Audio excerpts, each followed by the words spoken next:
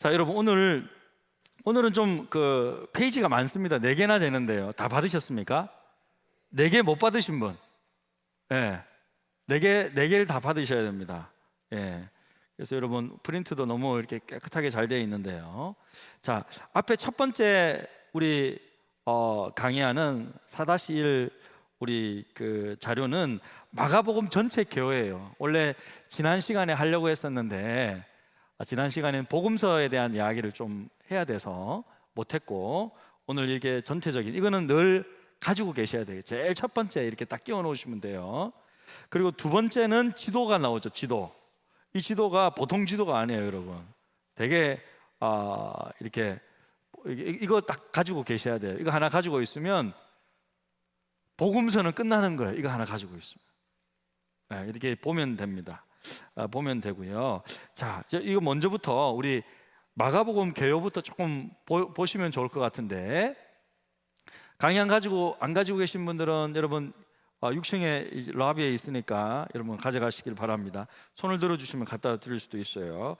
자, 마가복음 전체 개요 한번 보시죠. 전체 개요가 어떻는지 쭉 보면, 서론을 보니까 서론은 우리 1장 1절에서부터 13절인데 1장 1절에 마가복음은 하나님의 아들 예수 그리스도 복음의 시작이다, 이렇게 딱 시작하고 있어요. 그렇게 딱 단언하고 있습니다. 이 책은 무슨 책이냐? 하나님의 아들 예수 그리스도, 이분이 바로 복음인데 이것의 시작이다 하면서 쭉 이제 설명하고 있습니다. 2절부터 13절까지는 이제 세례 요한이 등장하고 이제 세례식에 참여하고 마귀의 시험에 통과하여서 이제 본격적으로 사역을 하시는데, 마가복음은 지역적으로 크게 이렇게 3가지로 구분할 수 있습니다. 첫 번째 1막은 갈릴리와 주변 지역. 예수님께서 이렇게 태어나신 것은 베들레헴에 태어나셨지만 주로 사셨던 나사렛이 있고 이 가버나움이 있는 이 갈릴리 주변 사역한 것들. 그 다음에 두 번째 2막에는 예루살렘으로 가는 길. 그 다음에 세 번째는 예루살렘에서, 이렇게 크게 3번 이렇게 구분되어 있는데, 오늘은 2장이니까 갈릴리 어떻게 되겠어요? 갈릴리 초기 사역이 되겠죠. 여러분 다음 지도 한번 보세요. 예수님 사역 당시 1세기 이스라엘 지도 보세요. 지도 보셨습니까? 예. 지도 보시면, 지도를 한번 보면, 예? 지도를 한번 쭉 보면, 여러분 갈릴리가 도시 이름이에요? 지역 이름이에요? 큰 지역 이름이죠. 자, 보세요. 지도를 보면, 자, 갈릴리, 사마리아, 유대, 이것은 여러분 오늘날로 치면 구에 해당되는 거. 구, 관악구, 서초구, 예? 예? 강남구, 이렇게 구에 해당되는 거예요. 그런데 무슨 가버나움이다, 나사렛이다, 베세다다, 이런 거는 그냥 작은 마을이에요. 그러니까 봉천동이라고 하시면 생각하시면 돼요. 뭐 행운동이, 요즘에는 바뀌었죠. 행운동이다, 뭐 청림동이다, 이렇게 그냥 동이라고 생각하시면 돼요. 작은 마을이라고 생각하시면 돼요. 그래서 요거부터 여러분 구분해야 돼요.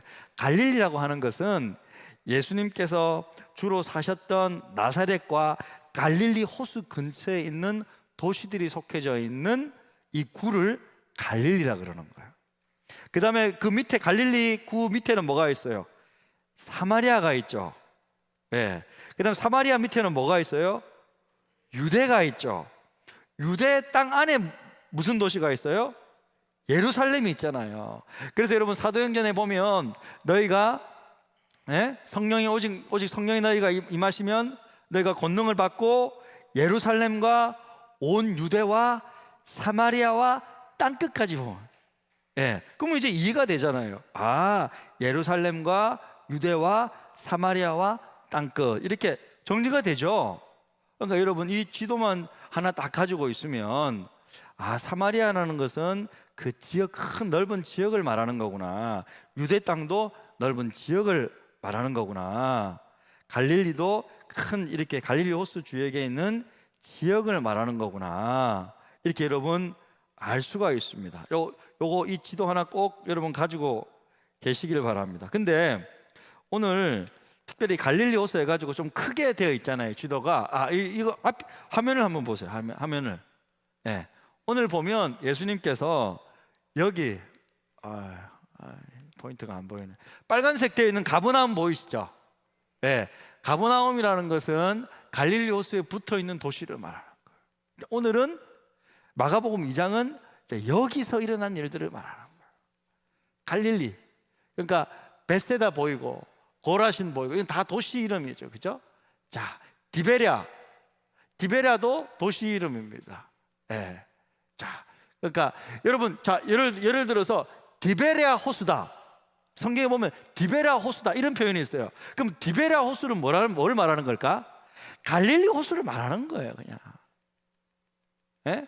디베랴 도시 마을의 관점에서 볼 때 디베랴 호수가 되는 거예요. 다 똑같은 말이에요. 갈릴리 호수를 말하는 거예요. 자, 여러분 이해가 좀 되시죠? 그러니까 이런 도시들을, 왜냐하면 이런 도시들이 성경이 자주 나오기 때문에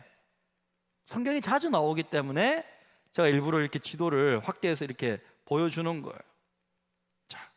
자, 요 정도로 여러분 조금 이해하시면 되겠고, 오늘은 이제 마가복음 8장까지는 이 갈릴리 근처에 있는 마을에서 이제 예수님께서 사역하시는 것을 말하고 있다. 자, 다시 이제 개요를 보겠습니다. 자, 개요를 보면 제 1막에는 갈릴리와 주변 사역이다. 자, 갈릴리 초기 사역은 주로 뭐예요? 귀신 쫓아내고 병 고침, 이 사역이잖아요. 주로 하시는 사역이. 그 다음에 여러분, 자, 1막에서 2막으로 갈 때 에필로그라고 해가지고 베세다 맹인 치유되어 있죠. 지도 한번 다시 한번. 베세다 맹인 치유 사역 있죠. 예, 지도 아까 그 지도, 큰 지도. 예, 베세다가 어디예요? 갈릴리 근처에 있는 저기 베세다예요. 저기서 맹인 치유가 있어요.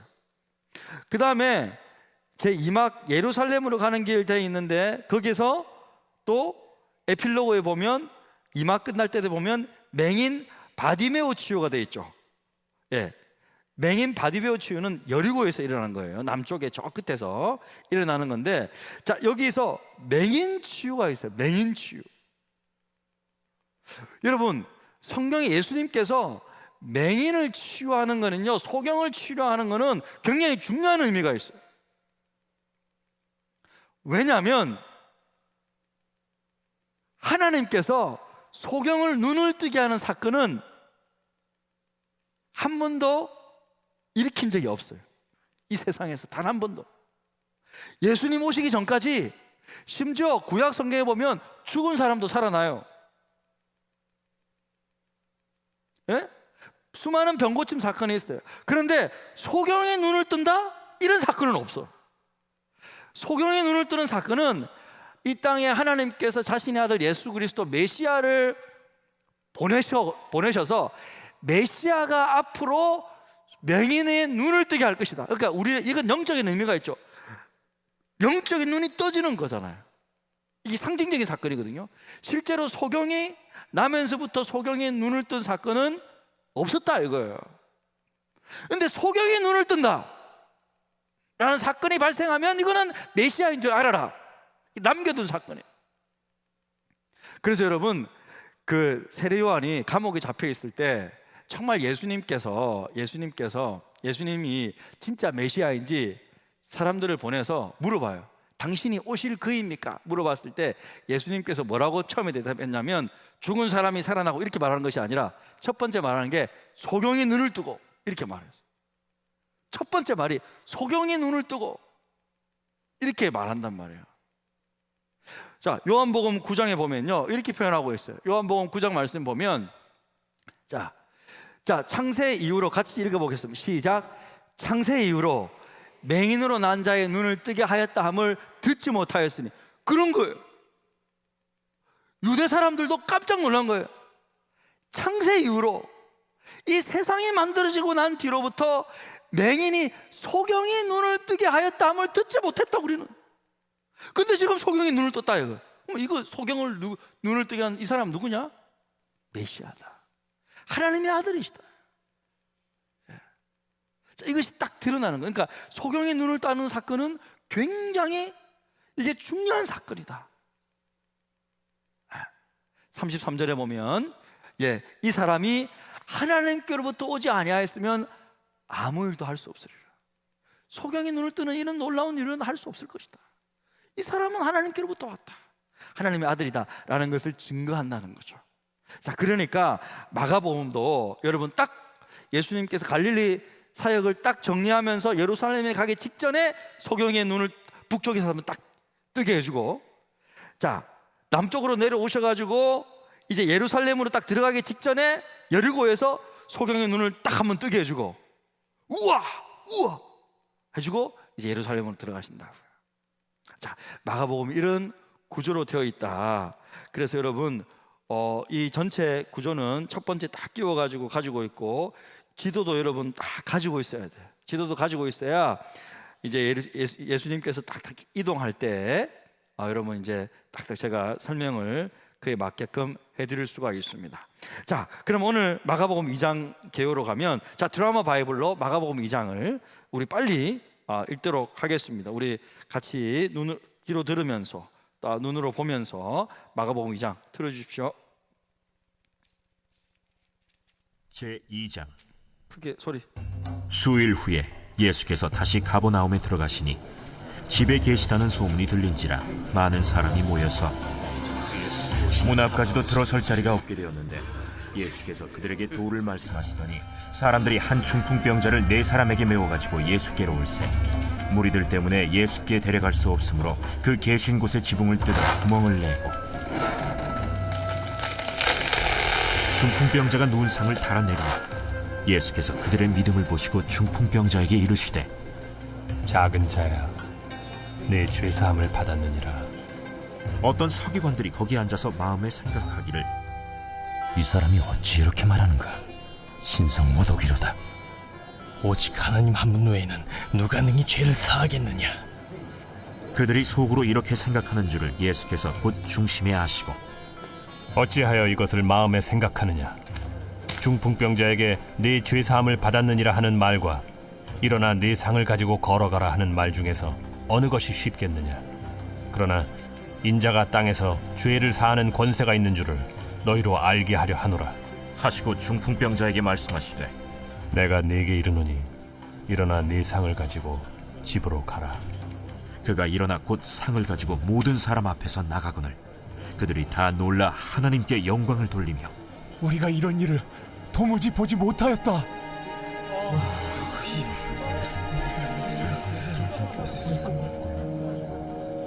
예수께서 다시 바닷가에 나가심에 큰 무리가 나왔거늘 예수께서 그들을 가르치시니라. 또 지나가시다가 알페오의 아들 레위가 세관에 앉아있는 것을 보시고 나를 따르라 하시니 일어나 따르니라.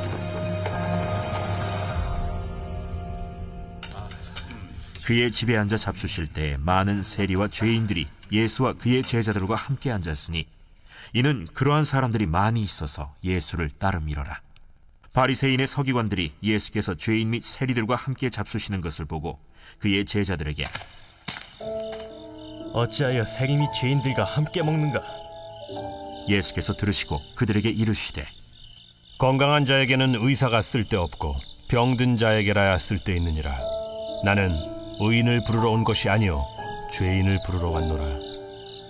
요한의 제자들과 바리새인들이 금식하고 있는지라 사람들이 예수께 와서 말하되, 유언의 제자들과 바리새인의 제자들은 금식하는데 어찌하여 당신의 제자들은 금식하지 아니하나이까?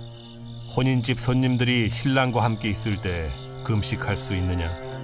신랑과 함께 있을 동안에는 금식할 수 없느니라. 그러나 신랑을 빼앗길 날이 이르리니 그날에는 금식할 것이니라. 생배 조각을 낡은 옷에 붙이는 자가 없나니 만일 그렇게 하면 기운 새 것이 낡은 그것을 당겨 헤어짐이 더하게 되느니라.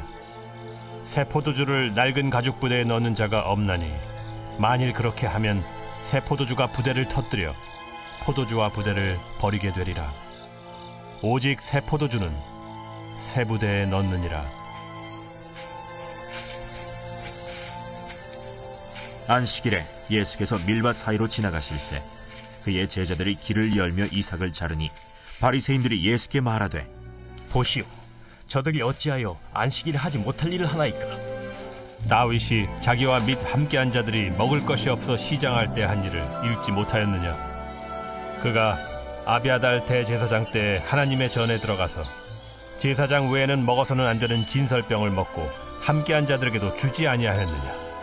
안식일이 사람을 위하여 있는 것이요 사람이 안식일을 위하여 있는 것이 아니니 이러므로 인자는 안식일에도 주인이니라. 할렐루야. 인자는 안식일의 주인이니라. 자, 여러분, 마가복음 2장은요 크게 4개의 사건이 있어요. 첫 번째는 중풍병자를 고치는 그런 사건이 하나 있고, 또 한 번은 이제 그 가버나움의 세간인 이 세리인 레위를 부르시는 장면. 그 레위는 또 이제 좀 죄인이니까, 죄인의 대명사니까 또 이 죄에 대한 이야기. 또 그 다음에 왜 금식 안 하느냐? 금식에 대한 논쟁, 질문과 답. 그 다음에 안식일에 대한 이야기. 이렇게 4가지 파트로 되어 있는데 이 이야기들이요 좀 사실 다 중요해요. 그러니까 마가복음에 있는 이 이야기들은 다 여러분 중요하시다고 보시면 돼요. 다 큰 의미들이 있어요. 그래서 잠깐씩 우리가 좀 파악해야 되는데, 특별히 중풍병자 사건은요 여러분 어떻습니까? 예수님께서 이 가버나움이라는 도시에 다시 딱 들어가셨는데 이제 완전히 이제 인기가 많아졌죠. 수많은 사람들이 예수님 주위에 몰려드리는 거예요.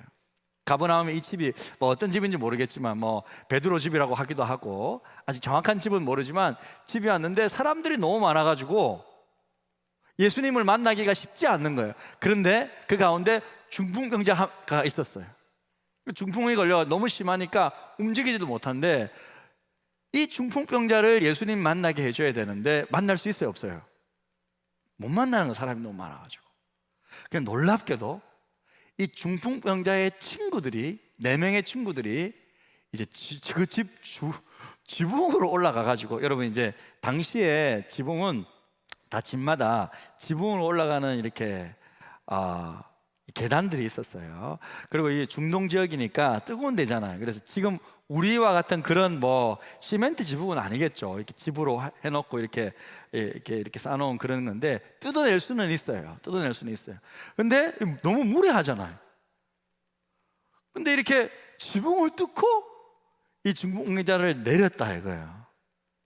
자, 이런 장면을 봤을 때 이거 어떻게 보면 굉장히 무례할 수 있는데 예수님은 이것을 보셨어요. 자, 오늘 보니까 5절에 보니까 이렇게 말하고 있어요. 자, 5절에 보니까 예수께서 그들의 믿음을 보시고, 여기서 그들은 누굴까? 중풍병자일까? 중풍병자의 친구도 포함되겠죠. 그들이니까. 와, 그들의 믿음을 봤다 이거예요. 자, 이게 어떤 믿음인가? 제가 볼 때 이게 포인트예요. 어떤 믿음인가? 어떤 믿음이냐면 예수께 데리고 가면 나을 수 있다는 믿음이에요. 할렐루야. 와, 여러분, 우리가 참 이웃 사랑이 중요한데 우리 친구를 사랑하고 다른 사람을 사랑할 수 있는, 도움을 줄 수 있는 최고의 도움이 무슨 도움일까요? 최고의 도움은요, 우리가 할 수 있는 최고의 도움은 그 사람을 예수님께 안내하는 도움. 왜? 내가 줄 수 있는 도움은 한계가 있잖아. 내가 줄 수 있는 도움은 한계가 있다고. 근데 그 친구를, 그 사람을 예수님께 인도하면 예수님께서 근본적으로 치료해 주십니다. 그러니까 예수님께 데려가면 그러니까 이 친구들이 놀라운 믿음이 있는 거죠. 소문을 듣고 내 친구 중풍병자니 내 친구 다른 데서 나을 수 없고 예수님께 데려가면 무조건 나을 수 있겠다, 이런 믿음이 있었다는 거죠. 예수님은 그 믿음을 보시는 거예요. 그 믿음을 보시고 칭찬하시고, 그래서 자, 예수께 데려가면 나올 수 있다는 믿음이고, 그 다음에 이 친구들이 가지고 있는 믿음이 뭘까? 이 갈로 안에 뭘까? 뭐 하는 창조적인 믿음일까? 와, 정말 이거 맞추면 진짜 제가 상품이 있습니다. 예? 행동하는. 우와, 맞아요. 행동하는, 진짜로. 와, 예, 다음 주에도 성경 공부에 참석할 수 있는 제가 꼭 제가 참석할 수 있도록 해드리겠습니다. 막지 마십시오. 막지 마십시오. 꼭 참석할 수 있습니다. 정말 사람이 너무 많으면 갈 수도 있었잖아요. 그냥 다 어디론가 뭐 포기할 수도 있고 갈 수도 있고, 그런데 이 친구들은 실제로 믿음을 행동했다는 거죠. 행동하는 믿음이 있었다는 거죠. 행동하는 그런 놀라운 창조적인 이 지붕을 뚫고 내려가는 그런 창조적인 믿음이 있었다. 그 믿음을 보시고 이들을 축복하셨죠. 그러면서 예수님께서 뭐라고 말씀하셨냐면 이렇게 말씀하셨어요. 바로 병을 고쳐주시지 않으시고 뭐라 그래요? 내 제사함을 받았느니라. 왜 이렇게 표현하셨을까? 그냥 네 병이 나았다 이렇게 말하지 않고 왜 내 제사함을 받았느니라 그렇게 말씀하셨을까요? 그것은 제가 써있죠. 인간 불행의 근본적인 문제는 바로 뭐 때문이다? 죄 때문이다. 갈로가 작죠. 한 단어예요. 죄 때문이죠. 죄 때문이에요. 그러니까 유대인들은 사람들의 모든 병의 원인이 죄로 보았어요. 그런데 사실은 모든 그 죄의 원인이 다 죄 때문만은 아니죠. 하지만 최소한 이 사람의 문제는 죄 때문이었다는 거죠. 그러니까 예수님께서 그 죄의 문제를 먼저 해결해 주신 거죠. 네 죄 사함을 받았느냐 하니까 서기관들이 그 말을 딱 듣고 열받아요, 안 받아요? 열받았어요. 왜 열받았을까? 당시에 유대인들은 다 알고 있어요. 죄를 사하는 권세를 가진 사람은 하나님밖에 없는데 자기가 무슨 하나님이야? 무슨 자기가 하나님이라고, 무슨 신성모독이라 딱 생각을 한 거예요. 그러니까 예수님께서 딱 그 마음의 중심을 알았어요. 딱 알았어요. 그러면서 예수님께서 이런 말하죠. 9절에 보니까 중풍병자에게, 자, 이것을 아셨어요. 그러면서 9절에 중풍병자에게 내 제사함을 받았느니라 하는 말과 일어나 내 상을 가지고 걸어가라 하는 말 중에서 어느 것이 쉽겠느냐? 여러분, 어느 것이 쉬워요? 어느 것이 쉽겠느냐? 이게 참 놀라운 말씀인데, 인간적으로 보면요, 내 제사함을 받았느니라 이거는 안 보이잖아요. 근데 일어나 상을 가지고 걸어가라 이거는 바로 드러나야 되는 거잖아요. 사실은 내 제사함을 받았느니라 이게 더 쉬운 말이에요. 어떻게 보면 일어나 내 상을 가지고 걸어가라 했는데 못 걸어가면 어떡해? 그러니까 이거는 드러나, 이게 사실은 제사함을 받았는데 이거 드러나지 않잖아요. 근데 근본적으로 진짜 어려운 거는 내 제사함을 받았느니라 이게 더 힘들잖아요. 누가 죄를 사할 수 있어요? 하나님만이 제사함을 할 수 있는 거잖아요. 그런데 자 10절에 인자가 땅에서 죄를 사하는 권세가 있는 줄 알고 그렇게 말했다 하시면서 중풍병자에게 말씀하시되 11절 내가 내게 이르노니 일어나 내 상을 가지고 집으로 가라 이렇게 하니까 일어나서 가요. 그러니까 여러분 보세요. 이 말은 실제로 일어나서 걸어가잖아요. 이 말은 자 보세요. 이 사람은 제사함을 받은 거예요. 제사함을 받았으니까 그 결과로 육체의 질병까지도 치유가 된 거죠. 그러니까 예수님께서 제사함의 권세가 있다는 것이 그 사람이 실제로 일어나 걸음으로써 확증이 된 거예요. 그러니까 예수님께서 이런 말을 쓰시고 이렇게 하는 것은 궁극적으로 앞으로 십자가에 못 박아 죽으시고 우리의 모든 사람의 죄를 사할 수 있는 권세가 있다는 것을 미리 맛보기로 딱 보여주시는 거죠. 네 제사함을 받았다. 안 보이잖아, 모르잖아. 어떻게 알아? 근데 실제로 그 사람이 병도 고침 받아가지고 침상을 가지고 걸어가는 보니까 진짜 제사함을 받았기 때문에 그렇게 된 거예요. 확증된 거예요. 결국 예수님은 죄사함의 권세가 있다는 것을 이렇게 지금 드러내시고 나타내 주신다는 거죠. 그러니까 가에 보니까 11절 예수님은 일어나 내 상을 가지고 집으로 가라 선포하시면서 실제적인 필요, 육체적인 필요까지도 채워주셨다. 예수님은 전인격적인 그냥 영적인 죄뿐만 아니라 정신병도 해결해 주시고, 그 다음에 정말 육체적인 질병도 해결해 주신다는 거죠. 전인격적인 회복, 치유를 통해서 무슨 권세를 가진 하나님임을 확정하셨다? 무슨 권세겠어요? 갈로. 그렇죠. 와, 우리 권사님 어떻게 할머니들이 이렇게 똑똑해? 죄사함의 권세를 가진 하나님임을 확정하셨다. 예, 갈로 안에는 죄사함입니다. 죄사함입니다.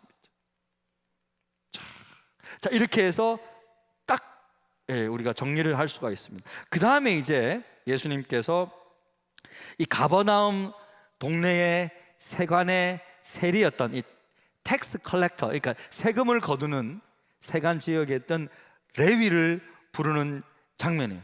여러분, 이것은요, 제가 조금 설명이 필요해요. 당시에 여러분, 이 세리라는 사람은요, 죄인의 대명사예요.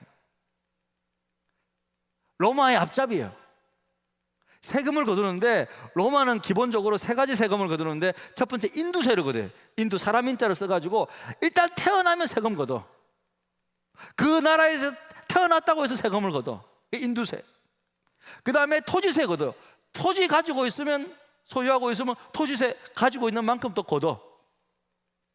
그 다음에 소득세가 있어요. 그러면 소득을 본 만큼 또 소득세 내야 돼. 이거는 로마 정부에게 다 내는 거예요. 이 세 가지 세금이 있어요. 근데 이것 말고도 이 세리들이 뭘 또 거뒀냐면요, 와, 참 이게 참 희한한 건데, 관세를 붙여요. 뭐 물건 뭐 이렇게 조금 뭐 다른 데서 가져오면, 다른 동네에서 가져오면 관세를 붙여버려요. 예? 그 다음에 뭐냐면 길을 통과하잖아요. 그러면 통과세를 내야 돼. 딱 길 지나갔다가 길 지나가면 통과했네. 예. 5만 원. 뭐 이렇게 길만 통과해도. 마차를 타고 다니잖아요. 마차세를 내야 돼. 마차 타고 다닌다고. 그러니까 마차가 커가지고 바퀴가 많잖아. 그러면 바퀴 개수 따라서 바퀴세를 내야 돼. 물고기를 막 잡잖아요. 그 물고기 잡은 만큼 물고기세를 내야 돼. 이거는 세금을 거두는 사람이 아니라 이 사람들은 완전히 약탈자인 거예요. 그래서 지금 첫 번째 아까 세 개는 뭐 인두세, 토득세, 뭐 토지세, 소득세는 로마에 주는 거지만 나머지 이런 세들은 자기들이 만든 거기 때문에 자기들 in my pocket, 자기들 가지고 가는 거예요. 그러니까, 그리고 세금 잘 안 내면요, 이 당시에 어떻게 됐냐면요, 기록을 그 문헌에 보면 이 세리들이 살인 청부업자와 결탁을 해요. 세금 잘 안 주면 죽여버려요. 그러니까 백성들이 이 세리들을 좋아하겠어요, 싫어하겠어요? 진짜 싫어하겠죠. 얼마나 싫어하겠어요, 여러분. 그러니까 세리는 완전 악한 죄인의 대명사예요. 그런데 예수님께서 이 세리인 레위를 부른 거예요. 불러가지고 제자로 부른 거예요, 그것도. 그리고 부르니까 레위가 깜짝 놀란 거예요. 왜냐하면 예수님은 그 당시에 랍비였거든요.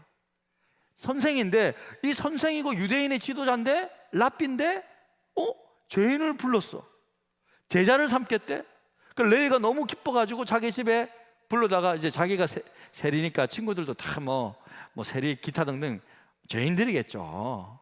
그러니까 불러가지고 잔치하고 밥 먹으니까 사람들이 손가락질하는 거예요. 뭐야? 저 사람 뭐 예수님 죄인들하고 같이 밥 먹네. 와, 이렇게 완전히 그냥 이제 뚜껑이 열린 거죠. 자, 이런 모습입니다. 그런데 여러분, 여기서 놀라운 것은 여러분, 세리는 악한 이 죄인의 대명사였지만, 자, 이게 우리 강의 한번 보시겠습니다. 하지만 예수님은 현재의 모습이 아닌 미래의 가능성을 보시고 그를 부르셨어요. 네? 레위는 회심합니다. 예수님 만나서 그 다음에 하나님의 무엇이란 뜻의 마태로 변해요. 이 사람이 마태예요, 마태. 마태의 뜻은 뭐냐면 하나님의 선물이에요. 선물. 자, 선물이라고 쓰십시오. 자, 하나님의 선물인 뜻인 마태. 그러니까 여러분, 마태가 어떤 사람이에요? 신약 성경의 첫 번째 책인 마태복음을 기록한 사람이잖아요. 예? 예? 이 자기의 은사, 이제 세금을 정리하고 계산하고, 이 세관이니까 이런 정확한 관찰력을 가지고 이제 예수님을 자세하게 유대인의 왕이로서, 구세주로서 예수 그리스도 생애를 정확하게 관찰해서 책으로 기록해서 마태복음을 만든 거예요. 할렐루야. 그러니까 여러분, 예수님은 이런 분이에요. 예수님은요, 우리의 지금 모습을 안 보는 거예요. 그 다혈질이고 막 충동적인 그 시몬인 요한의 아들 시몬을 불러다가 뭐라 그래요? 네가 요한의 아들 시몬이니 장차 게바가 되리라. 예, 게바는 번역하면 반석이잖아요. 페트라가 된다. 베드로가 된다 이거야. 예수님은 정말 몸을 파는 여자였던 그 마리아를 불러다가, 창녀였던 마리아를 불러다가 거룩한 성녀로 바꾸는 분이에요. 그러니까 예수님은 지금의 죄인된 모습을 보는 것이 아니라 그 사람을 불러서 이 사람이 그렇게 죄인으로 살아갈 수밖에 없는 그런 환경과 그런 그 아픔과 그 과거의 모습들을 보시고 이 사람이 진정한 예수 그리스도의 사랑, 하나님의 사랑을 경험하게 되면 완전히 변화되어서 하나님 나라를 위한 놀라운 일꾼으로 쓰임받을 것을 보신다 이거예요. 할렐루야. 여러분들도 예수님의 눈이 되었으면 좋겠습니다. 할렐루야. 그러니까 복음 전하니까 너는 맨날 뭐 진짜 뭐 술 먹고 뭐 이렇게 날라리기 때문에 너는 안 돼. 너는 내가 교회 가면 안 되겠네. 너는 교회 올 자격 없어. 넌 교회 오지 마. 이렇게 말하면 된다 안 된다? 안 된다. 지금의 현재의 모습이 아니라 예수 그리스도의 눈으로 앞으로 장차 변화될 우리 자녀들을 볼 때도 앞으로 지금은 얘가 이렇지만 앞으로 얘가 변화되어서 얘가 정말로 주님을 제대로 알게만 한다면, 영안이 열려서 하나님을 만날 수만 있다면 놀랍게 변화될 것이다. 그런 여러분 기대를 가지고 기도하면서 영혼을 대해야 될 줄 믿습니다. 아멘. 아멘. 예. 자, 그렇게 우리가 좀 생각할 수 있겠고, 우리 세 번째로 이제 금식에 대한 질문과 예수님의 대답이 나와요. 18절부터 자 22절에 보면 이제 바리새인들이 이제 딱 와서 딱 이렇게 이야기합니다. 예수님께 왜 금식을 하지 않습니까? 예수님께 당신의 제자들은 왜 금식하지 않아요? 이렇게 질문할 때 예수님께서 결혼이라는 이미지를 사용하십니다. 결혼이라는 이미지를 사용하십니다. 대답하십니다. 뭐냐면 결혼식 날 신랑하고 같이 손님들이 왔는데 결혼식 지금 이게 파티하고 있는데 그때 금식하는 사람 누가 있어? 여러분 결혼 금식 아무 때나 안 하잖아요. 결혼식 했어요. 손님들이 많이 왔어. 금식해요 안 해요? 파티해야죠. 그때는 잘 먹어야죠. 좋은 음식 먹고 잘 먹어야 돼요. 지금 뭘로 비유합니까? 예수님께서 지금 마치 내가 신랑이다 이거예요. 메시아에 대신 신랑께서 지금 이 땅에 와서 사역을 하고 있고 지금 제자들과 함께 이렇게 있는데 무슨 금식이냐. 지금 파티해야 될 텐데 지금 하나님 나라를 선포하고 귀신을 내쫓고 지금 사역하고 놀라운 이런 하나님의 나라가 시작되었, 놀라운 하나님의 새 왕국이 시작되어서 새로운 시대가 열렸는데 무슨 금식이냐. 하지만 신랑이 빼앗길 날이 온다. 그렇죠? 신랑이 빼앗길 때가 언제입니까? 예수님께서 십자가에 못 박혀 죽으시고 돌아가시. 정말 그때, 정말로 그때는 금식해야죠. 우리 이제 매년마다 우리 고난주간 금식하잖아요. 지금도 하잖아요. 우리 고난주간 때는 미디어도 금식하고 우리 세상 뉴스 보는 것도 좀 금식도 하고 저는 우리 미디어 금식을 이제 좀 해라고 좀 권하기도 하는데 또 하루에 한 끼 정도 금식하면서 우리 주님께서 나를 위해 고난 받으시고 그렇게 했던 그 날을 우리가 함께 금식하면서 보내잖아요. 그때는 금식하는 거지만 지금 사역하고 있고 지금 하나님의 나라가 지금 확장되고 있는데 무슨 금식이냐 이렇게 딱 말씀하십니다. 그러면서 예수님께서 새 포도주는 낡은 부대에 넣을 수 없고 새 포도주는 무슨 부대에? 새 부대에 담아야 한다. 왜 그럴까요 여러분? 자, 왜 그럴까? 새 포도주는 아직 발효되지 않았잖아요. 새 포도주는 이제 발효되기 시작하니까 발효되면 이제 막 이제 부풀어 오르잖아요. 그런데 옛날 부대에 담으면 어떻게 됐어요? 그 부대가 가죽 부대가 이제 탄성력이 없으니까 부대가 이렇게 발효되면서 팡 터지는 거죠. 그러니까 새 포도주는 새로운 부대에 이렇게 튼튼하고 질긴 가죽 부대에 담아야 이렇게 발효되더라도 늘어나더라도 이렇게 새 가죽이니까 같이 늘어나면서 견딜 수 있다는 거죠. 자, 여기서 새 포도주란 뭘까? 새 포도주 갈로 안에 있는 거. 자, 정답 아시는 분. 신약. 와. 조금 비슷했습니다. 조금 비슷했어요. 근데 신약 치고는 갈로가 너무 넓지 않나요? 눈치는 조금 없는 것 같아. 비슷했는데. 갈로가 좀 넓잖아. 에? 새 포도주는 뭘까? 그렇죠. 여기 나왔어요. 예수 그리스도이십니다. 새 포도주라는 것은 자기 자신을 말하는 거예요. 예수 그리스도를 말하는 거예요. 예수 그리스도 하나님 나라의 복음을 말하는 거예요. 근데 낡은 부대는 뭐예요? 유대인들이 지금 가지고 있는 전통과 율법. 지금 예수 그리스도께서 새롭게 새 왕국이 출범했고 구원자가 내려와 있는데 지금 옛날 율법, 그게 예수 그리스도를 담을 수 있어요, 없어요? 못 담는 거예요. 못 담는 거예요. 여러분, 근데요, 이것은요, 우리도 마찬가지예요. 여러분, 이 놀라운 복음과 새로운 은혜, 성령의 놀라운 역사, 하나님께서 우리 교회를 지금 새롭게 하시기를 원하십니다. 할렐루야. 믿으십니까? 하나님이 우리 교회를 여러 가지로 새롭게 하고 계세요. 건물도 새롭게 하고 계시고, 말씀으로도 새롭게 하고 계시고, 우리 영적으로도 새롭게 하고 계시고, 지역사회도 새롭게 영향을 미치는데, 이 새로운 일을 하고 계신데 계속 목사님 옛날에는 안 그랬는데요, 뭐 이러고 있으면 어떻게 하라고 제보고 계속 옛날 뭐 이야기하면 안 된다. 그죠? 옛날 이야기하면 안 된다. 새 포도주는요, 새 부대에 담아야 됩니다. 새 부대는 뭡니까? 예수 그리스도와 하나님 나라의 복음을 담을 새 마음이다. 새 부대가 되어야 된다. 그래야지만이 하나님께서 나를 새롭게 하실 수 있죠. 옛날 것 그대로 우려먹고 옛날 것 그대로 이렇게 생각하고 옛날 것만 이렇게 해서는 안 된다. 하나님께서 우리를 새롭게 하실 것이다. 할렐루야.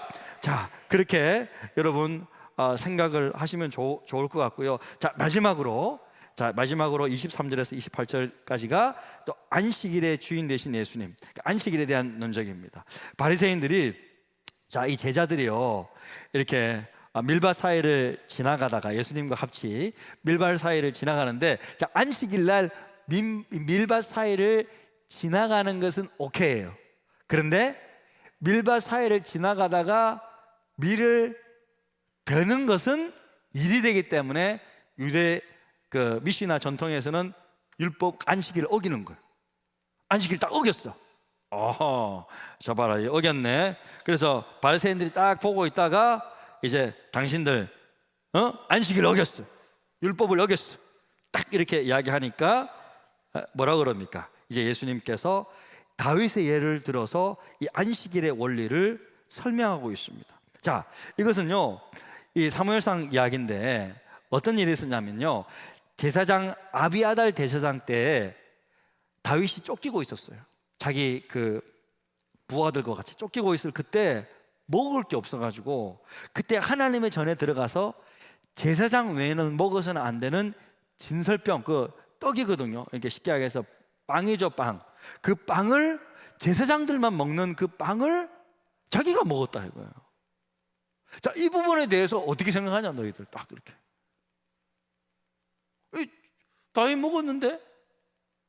자, 여러분, 이것은, 자, 안식일 날 뭐 율법을 범할 수 있다, 아무나 들어가서 먹을 수 있다, 그 말을 하려고 하는 것이 아니라, 다윗이 먹을 수 있는 이유는 한 가지예요.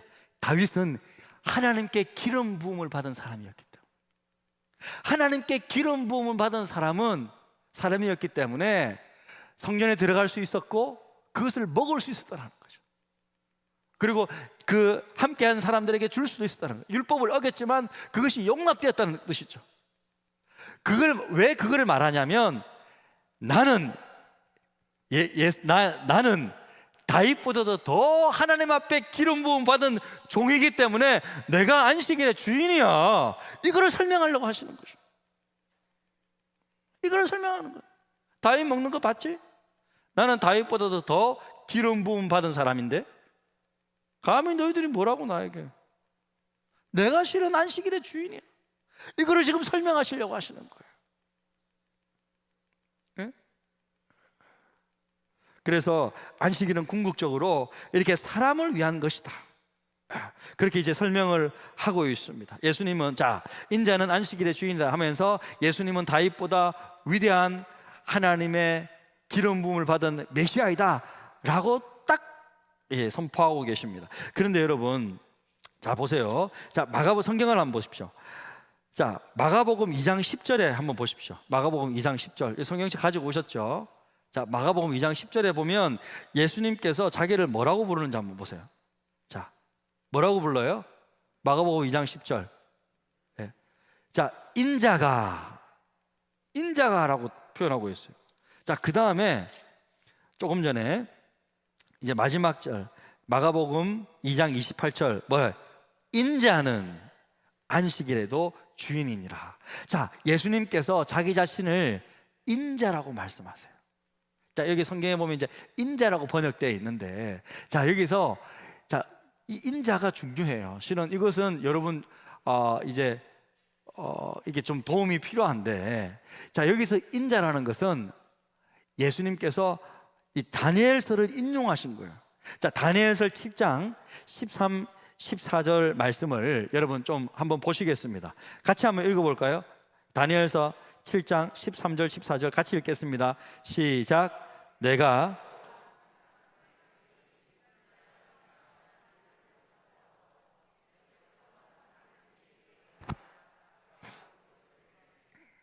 그에게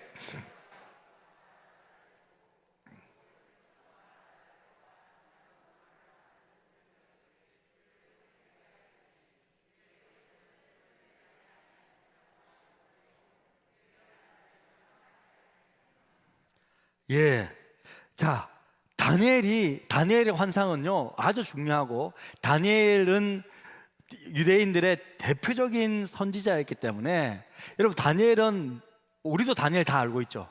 유대인들도 다니엘 다 알고 있어요. 그리고 다니엘의 환상 이야기는 다 알고 있어요. 그러니까 다니엘 7장 13절 14절 이 말씀도 유대인들은 다 알고 있어요. 그 다니엘서에 뭐라 그러냐면, 환상 중에 보니까 인자 같은 이가 하늘 구름을 타고 와서 옛적부터 항상 계신 이에게, 하나님 아버지죠, 하나님께 나아가 그 앞으로 인도되매 그 하나님께서 그에게, 인자에게 권세와 영광과 나라를 주고 모든 백성과 나라들과 다른 언어를 말하는 모든 자들이 그를 섬기게 하였으니 그의 권세는 소멸되지 아니하는 영원한 권세요 그의 나라는 멸망하지 아니할 것이니라. 자, 여기서 인자 같은 이가 있는데, 이게 인자가 하나님 나라의 모든 권세와 영광을 상속받는데, 누가 상속받아요? 상속받는 사람 아들이 상속받잖아요. 하나님의 아들이라는 것이 이 인자가. 그러니까 여러분, 여기 이 내용은요 당시 유대 사람들이 다 알고 있는 거예요. 우리나라처럼 저는, 자, 예를 들어 저를 소개할 때 저는 그냥 흥부와 같은 사람입니다 이렇게 말하면 여러분 딱 느낌 오시죠?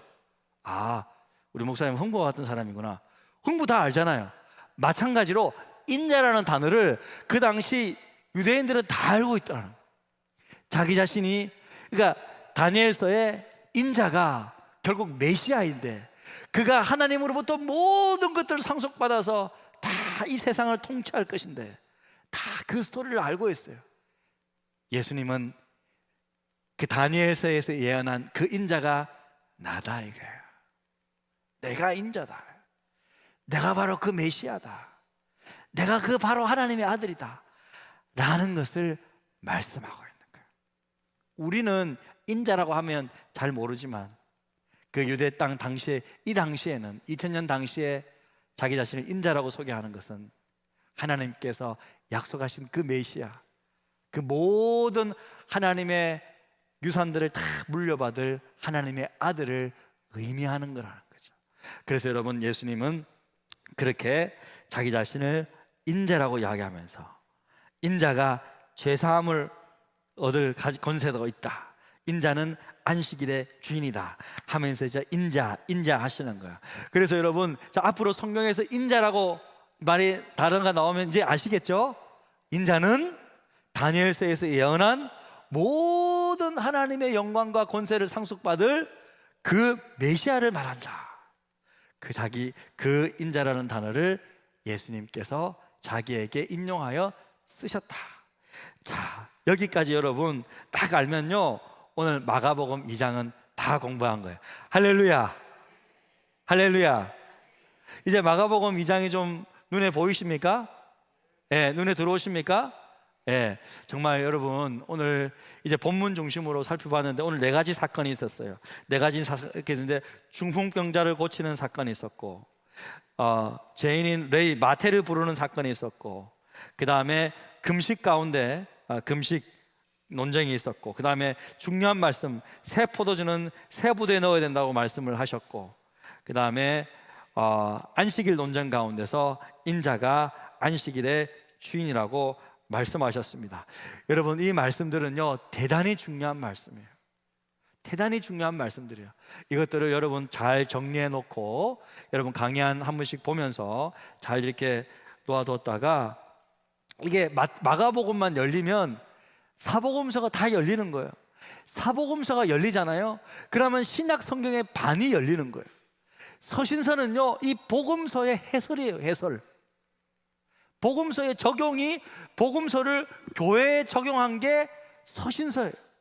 그러니까 복음서를 모르면 서신서를 이해할 수 없어요. 그러니까 여러분 이 복음서를 하나씩 중요하게 생각하고 우리가 정말 딱 정리를 했으면 좋겠습니다.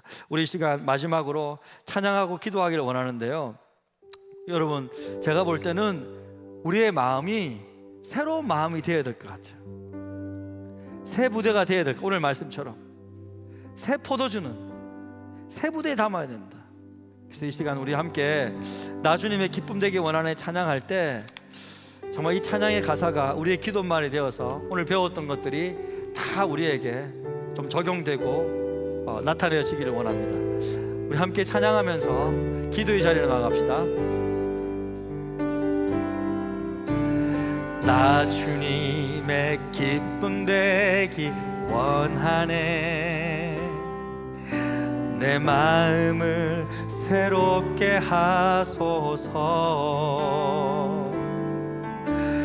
새 부대가 되게 하여 주사. 주님의 빛 비추게 하소서.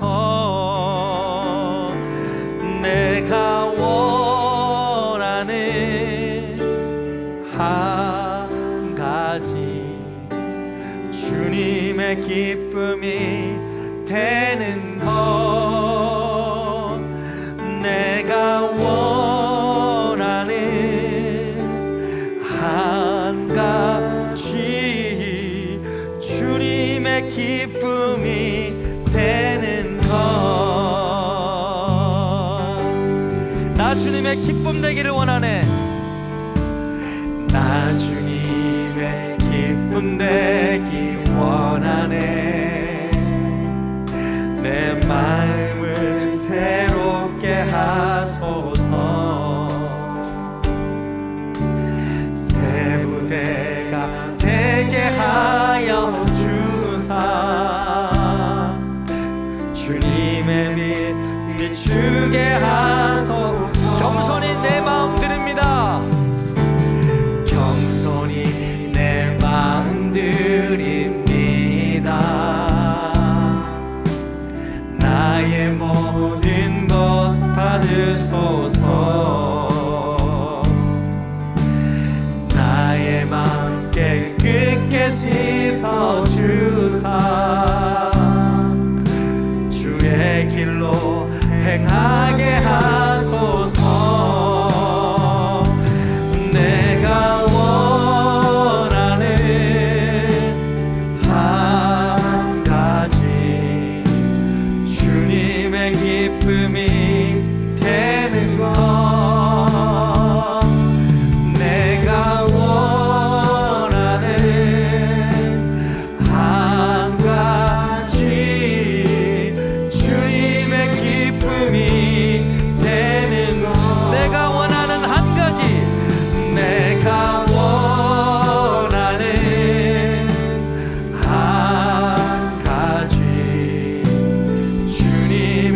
기쁨이 되는 것 내가 원하는 한 가지 주님의 기쁨이